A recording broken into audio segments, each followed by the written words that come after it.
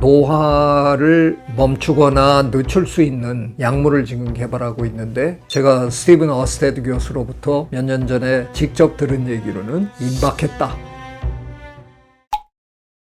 사람들은 어떤 이유로 동안, 나이 들지 않는 것에 대해 집착하는 걸까요? 늙어 보이고 싶으세요? 아니, 세상에 그런 사람이 어디 있어요. 저도 얼마 전까지는 동안 소리를 조금 들었는데, 한 10년 전에 국립생태원 원장을 지내고 제가 떠날 무렵에는 직원이 500명도 넘었는데, 떠나는 날 한 사람 한 사람 개인적인 작별 인사를 이임식 대신 했거든요. 그 500명 직원들의 압도적인 숫자가 저한테 해준 얘기가, 원장님 참 죄송합니다.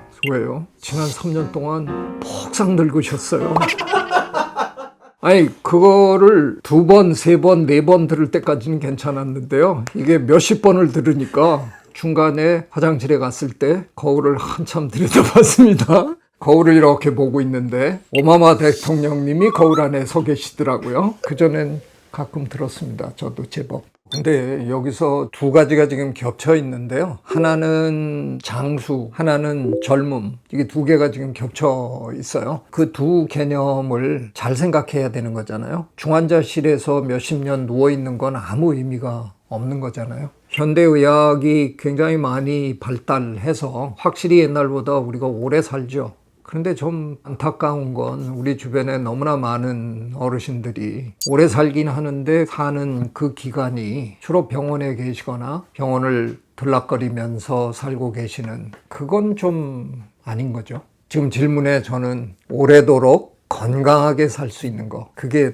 답이어야 된다고 생각합니다. 영어로는 Palmer라는 갈매기인데요. 갈매기 중에 제법 큰 갈매기예요. 알바트로스랑 조금 근현종에 가까운데, 영국의 어느 학자가 20대 후반부터 연구하기 시작했어요. 교수님이 돌아가시고 다음 해에 그 갈매기가 죽었어요. 그러니까 이 양반은 연구자로서 생애 내내 그 갈매기를 연구하고 자기가 연구하는 대상인 갈매기보다 일찍 돌아가신 거예요. 어마어마한 일이죠. 50년 가까이인가를 살았어요. 근데 사람은 폭삭 늙었는데 갈매기는 똑같아요. 늙은 모습이 전혀 발견되지 않아요. 서양 사람들은 이렇게 표현해요. 어느 날 날다가 떨어져서 죽는다. 새들은 죽기 직전까지 날아다녀요. 그러니까 우리가 원하는 삶이 뭐냐? 새가 되는 거예요. 그럼 그 동물들은 어떻게 그렇게 오래 사는 건가요? 이제 겨우 그런 동물들을 연구하기 시작했습니다. 그래서 우리가 아는 게 아직 사실 많지 않아요. 이 얘기를 하려면 제 오랜 동료, 사실 동료라 그러면 건방지겠지만, 제가 하버드 대학에서 박사 과정생일 때 우리 과의 교수님으로 오신 스티븐 어스테드는 UCLA에서 영문학을 하고 졸업한 사람인데 할리우드에 동물 조련사를 하기 시작했어요. 그걸 직업으로 몇 년 하다가 동물 공부 좀 해보고 싶은데, 그래갖고 이 양반이 다시 대학원에 간 거예요. 새를 연구해서 박사학위를 받고 하버드 대학의 조교수가 됐는데, 나이는 뭐 저랑 그렇게 차이가 많이 나지 않아요. 이름 서로 불러가면서 되게 친하게 친구처럼 잘 지냈는데, 이 양반이 어느 날 엉뚱한 연구를 시작하더라고요. 사펠로라는 무인도가 있는데 그 무인도에 가서 주머니쥐를 연구하기 시작한 거예요. 새 연구하던 사람이 갑자기 주머니쥐를 연구하겠다. 그래서 우리는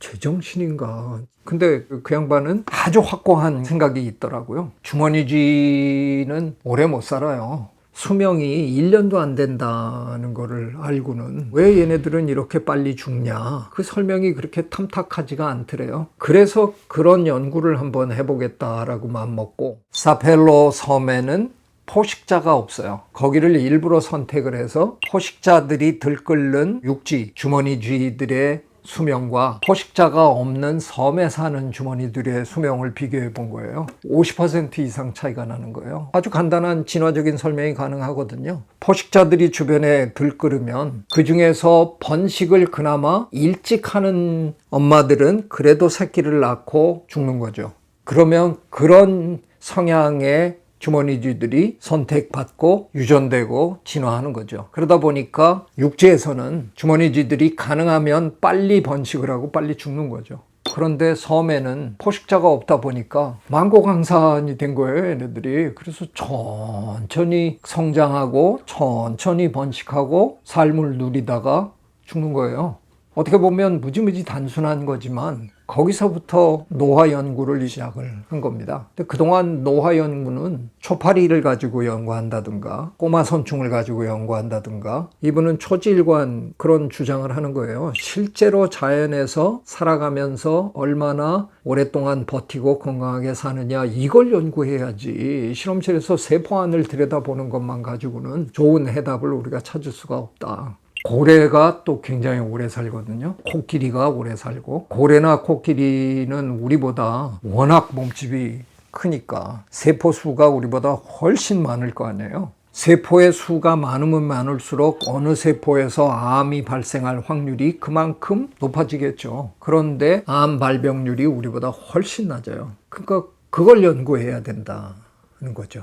왜 그들은 암에 잘 걸리지 않을까? 이 세상에 암에 안 걸리는 동물은 없습니다. 오래 살면 누구나 암에 걸릴 수 있는 확률이 존재합니다. 그럼에도 불구하고 고래나 코끼리 얘네들은 암 발병률이 우리 인간에 비해서 아주 현저하게 낮아요. 결국 노화라는 게 뭐냐를 두고 스티븐 어스테드를 비롯해서 많은 노학자들이 연구해서 최근에 내리는 결론은 우리가 나이 들어서 겪는 질병들, 심혈관 질환이라든가 치매라든가 뭐 당뇨라든가 암이라든가 이런 것들이 다 노화랑 관련된 질병들인 거죠. 그래서 만약에 노화를 멈춘다, 노화를 좀 늦춘다 하는 건 그런 질병들이 발병할 확률을 현저하게 낮춘다라는 뜻과 같은 얘기예요. 결과적으로는 질병에 시달리지 않으면 대부분의 다른 질병에 시달리는 사람들보다 몇 년 더 살게 되는 거고요. 그래서 결과적으로 지금 노화 연구하는 사람들은 노화를 멈추거나 늦출 수 있는 약물을 지금 개발하고 있는데 제대로 된 약물이 개발되기 시작하면 이른바 성인병이라는 것들이 거의 다 해결돼 갈 거다라는 거예요. 그 질병들이 따로따로 뭐가 있는 게 아니라 이게 전부 노화로 인해서 다 벌어질 수 있는 질병들이라는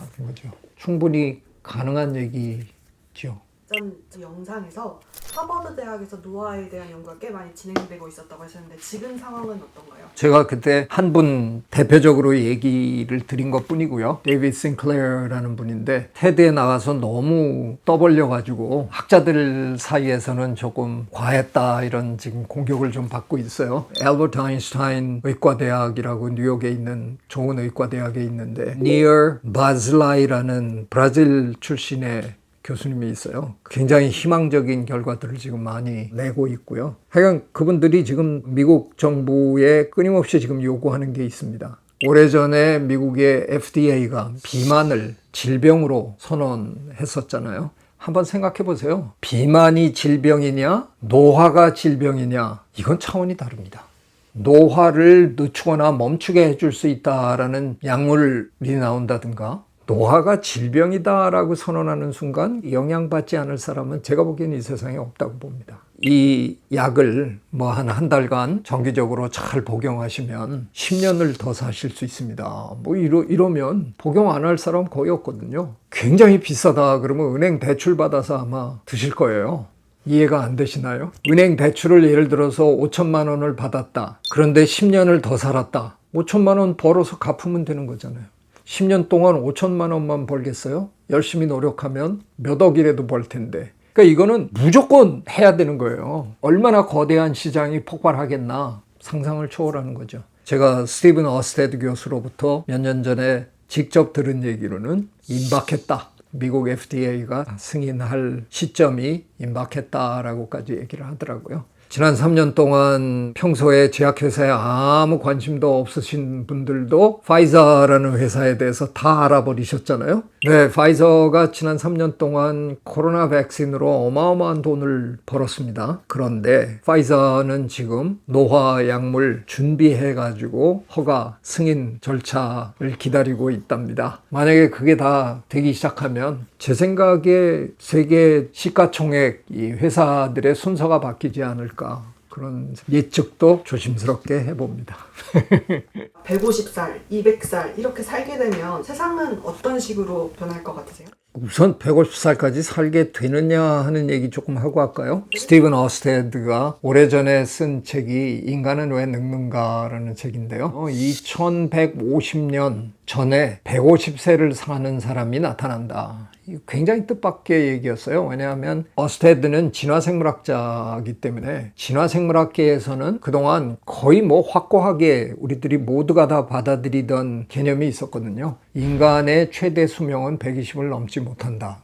출생 기록이 확인된 사람으로 가장 오래 산 사람이 120을 넘지 못하거든요. 지금도. 그래서 이거는 마의 벽이라고 생각했어요. 그래서 이게 내기가 붙었어요. 그 비슷한 시기에 인간은 얼마나 오래 사는가라는 책을 낸 제이 올챈스키라는 인구학자인데 그분이 발끈한 거예요. 아니 무슨 근거로 너는 그런 얘기를 하냐. 그랬더니 어스테드가 지금 노화 연구를 들여다봐라. 이게 내 생각엔 성공할 것 같다. 올챈스키는 아무리 노화 연구가 성공한다 그래도 인간에게는 이 마의 벽이라는 게 있다. 그럼 내기하자. 이래갖고 둘이 제 기억으로는 300불을 일단 예치금으로 넣고 거기다가 매달 이제 적금 형식으로 이렇게 붓는 거예요. 그래서 그거를 2150년도까지 붓기로 하고 계산을 해보니까 2150년이 되면요 50억 불이 되더라고요.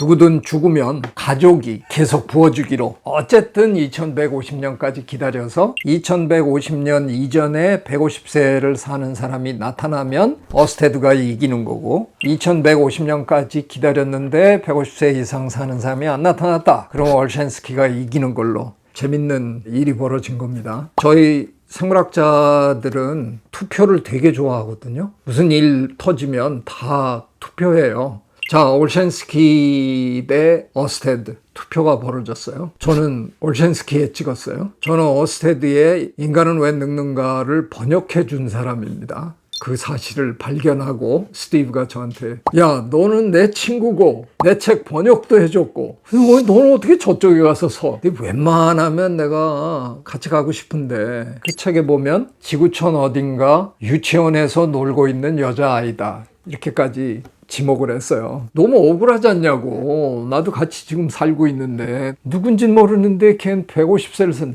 그래서 나 약 올라서 안 찍었다.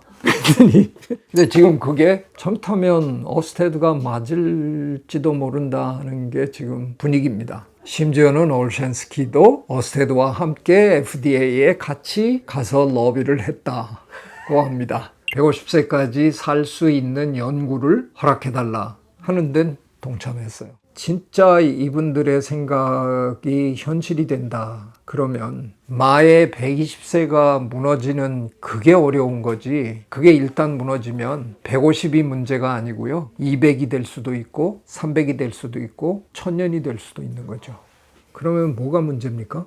지구는 지금도 포화 상태인데 한쪽에서는 없어져야 되잖아요. 그러면 지금 대한민국 젊은이들이 하고 있는 것처럼 아이를 안 낳거나 아니면 그 정도로도 해결이 아마 안 될 테니까 뭐 전 인류가 한꺼번에 수술을 받는 게 가장 확실한 방법이죠. 더 이상 아무도 자식을 낳지 않겠다. 그냥 우리만 이 세상에서 살고 가자. 그거를 결정해야 아마 되겠죠.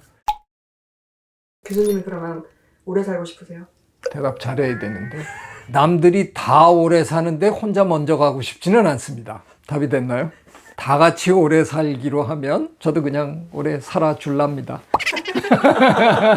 다만 아까 제가 모두에 말씀드린 것처럼 장수의 문제와 건강의 문제 항상 같이 붙어 있는 거잖아요. 건강하지 않은 상태로 오래 산다는 거는 그건 정말 불행한 일이기 때문에 최근에 그런 뉴스도 접했는데 우리나라 사람들도 지금 연명 치료를 거부하고 어떻게 보면 안락사를 하기 위해서 합법화돼 있는 나라를 찾아간다는 뉴스도 제가 들었어요. 그런 차원에서 우리가 생각해 보면 자기가 좋아하는 일 쫙 즐기시고 가족과 마지막 만찬을 또 즐기시고 그리고 그동안 너희들과 너무 행복했다. 참 잘 산 것 같다. 나 이제 갈게. 다 잘 있어라. 그러고 갈 수 있는 그런 세상이 오면 아마 제일 멋있겠죠. 그런 세상이 오기는 힘들겠지만 그래도 이 노화 연구가 단순히 우리의 수명을 연장해 주는 연구가 아니라 수명도 충분히 연장시켜 주지만 그거보다는 오히려 우리가 사는 동안 질병으로부터 자유롭게 건강하게 살다가 어느 순간에 건강한 상태로 수명이 다해서 가는, 결과적으로 그런 삶을 모두가 다 살게 되면 그만큼 평균 수명이 자연적으로 길어진 거죠. 그냥 평균 수명을 길게 늘리는 그런 연구를 지금 하고 있는 건 아닙니다. 오늘 저는 그걸 제가 굉장히 강조를 한 건데요. 자연계를 둘러보면 비교적 건강하게 마지막 순간까지 활동하다가 어떻게 보면 굉장히 빠른 속도로 수명을 다하고 이 세상을 떠나는 그런 동물들이 우리 주변에 굉장히 많거든요. 그런 연구를 이제는 해야 됩니다. 앞으로 이 노화 연구는 아마 생물학 연구에서 가장 중요한 연구가 될 텐데, 그동안 우리나라는 연구비를 이렇게 나눠줄 때 너무 근시안적으로 하거든요. 빨리 결과가 나와서 논문이 만들어져야만 연구비를 받을 수 있고 유지할 수 있는데, 저야 평생 까치 따라다니고 돌고래 따라다니고 긴팔원숭이 따라다니고 해서 충분히 그런 걸 이해하고 있지만 연구비를 나눠주시는 분들이 잘 이해를 못하거든요. 그래서 이제부터는 적어도 노화 연구만큼은 숨이 긴 연구를 할 수 있도록 허용해 주셨으면 좋겠다. 예, 노화가 오래 걸리는 거거든요. 노화 연구도 오래 걸려요. 제발 그것도 좀 이해해 주시면 어떨까 호소해 봅니다. 네, 고맙습니다. 구독, 좋아요, I love you.